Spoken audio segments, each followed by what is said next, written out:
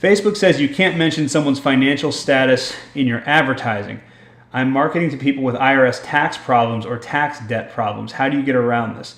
Even if we market a cheat sheet video or a post, we need to mention tax problems, so won't that be disallowed? So the way that you get around this is you don't necessarily call that out, but what you can say, okay, so there's a lot of different ways. So if it's, I'm marketing to people with IRS tax problems or tax debt problems, how do you get around this? Okay, so I wouldn't say, do you have tax problems or are you in debt to the IRS?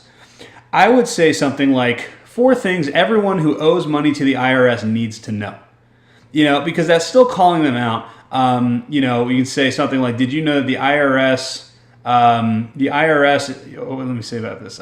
Did you know these 3 loopholes that allow people with IRS debt to wipe them out instantly or something like that? But basically you don't necessarily have to say, do you have tax problems?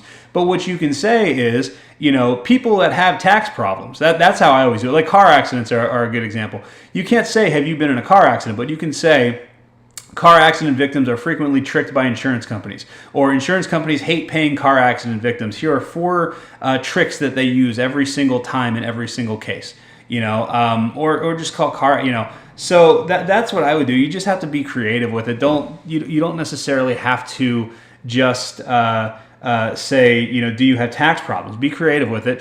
Create some sort of content. 3 ways people with tax problems can get their get one affordable payment without losing their house or whatever it is. I'm just making stuff up now, but it's really easy. Just do it that way. Don't mess with the have you. As long as you can make it so that the word you isn't in there, it's usually going to be all right.